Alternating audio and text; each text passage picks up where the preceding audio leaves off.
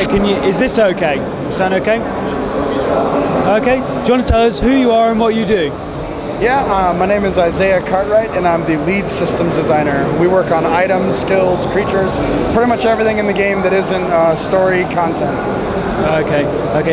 My question was around the bubble skills and how they affect everything. So friendly NPCs inside the bubble. What happens if a friend casts a bubble and you cast an AOE skill? What happens for enemies coming inside the bubble and friendlies firing outside of the bubble? Sure.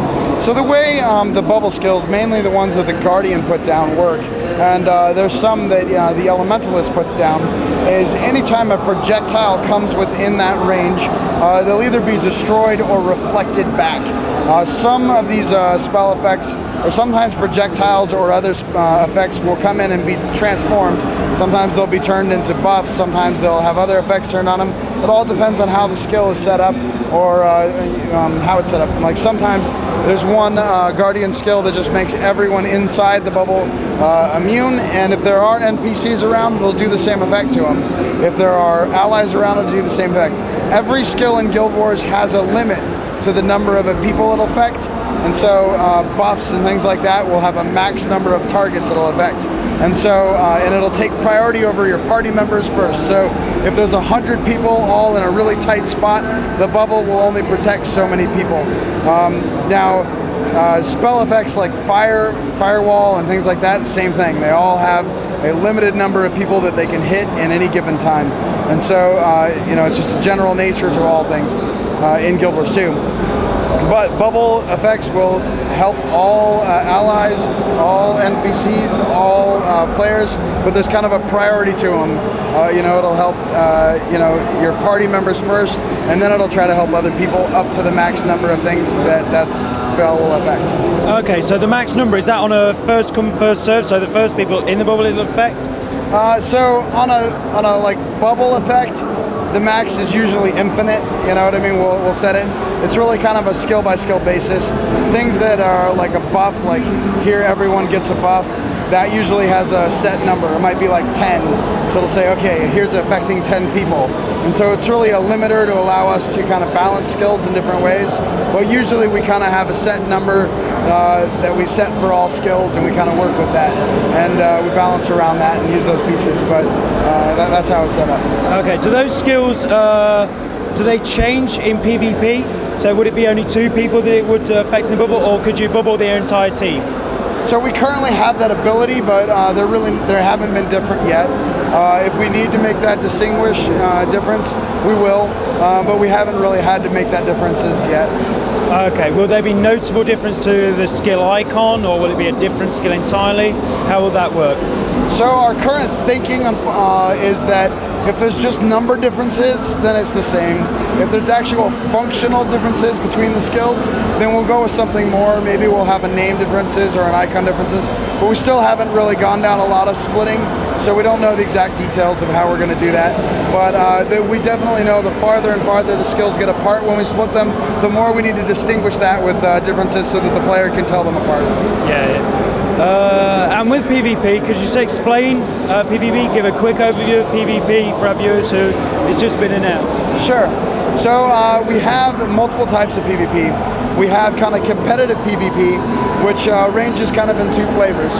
We have a casual side of competitive PvP, which is very hot joinable, easy to jump into, easy to play, and it can range all the way up into 10v10.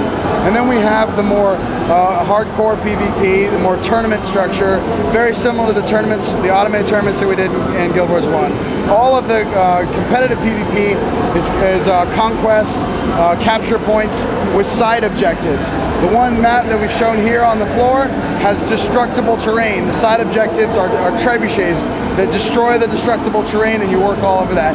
We're going to have other maps that do completely different things, and these allow us to have very different flavors, but the core mechanic in all of these competitive maps will be conquest. And so that's kind of the play. And the goal in all of competitive PvP is that it's kind of a very even, balanced game, and you kind of have these match-based systems. Then you go over to World v World. World v World's going to be a very different thing. Instead of like in competitive PvP, when you jump in, you're immediately bumped up to the max level. Everyone's the same. But in World v World, you use your PvE character, you go over, you are all kind of adjusted to max level, but gear will still matter. It'll kind of use a ratio of your gear. So if you're a level 1, you'll definitely be weaker than a character with the best gear in the game. But you'll be kind of normalized, so you can still fight each other and it won't be an insta-kill. And so you all are able to fight out in World v World, but it'll be 3 different servers that fight each other. And then all these 3 servers will be fighting against each other in these big epic games with big, huge, keep sieges and things like that. This will be a big ongoing fight, and that's kind of the different game types that we have for PvP. And that's basically a large overview of how we're going to do it. Okay, you mentioned 5v5 and up to scales up to 10 as well. You said less competitive. Will you also be bumped up to level 80 for the? Will you be bumped up to level 80 for the 10v10, up to 10v10? Yeah, all competitive PvP will be handled in the exact same way. A level 1 character, a level 80 are exactly the same. No matter what gear, no matter everything, you'll use a separate, have all your skills unlocked. Competitive PvP, there's no power differences. It's all skill based. And so, whether it's in the casual side or whether it's doing tournaments, it's the exact same thing. Okay, you also mentioned in competitive World v World, there's destructible items. Once they're been destroyed, can you then be rebuilt then? So some of them you can. The trebuchets, when you destroy those are able to be rebuilt. But other things you can't. The clock tower can be destroyed, and you're unable to go on the pieces of it, but it cannot be repaired. And so it's more about blowing up strategically different parts of the map and able to open up different pathways, but you don't go and repair those things. Okay, you mentioned you've only got the Conquest map at the moment for the competitive PvP. Is there any plans for any other map types? So we're going to definitely have different maps with different side objectives, but the core objective in all of those maps will be Conquest. But the side objectives will really change up the way it plays. Like this one's all about destructible terrain. The next one will have a totally different flavor. We usually make, tons and tons of different maps, and so it's hard to say exactly what our next map's going to be. But we work on lots and lots of maps and narrow it down to what they are. Okay, that's it for PvP. Thank you very much for giving us the interview. Isaiah Cartwright.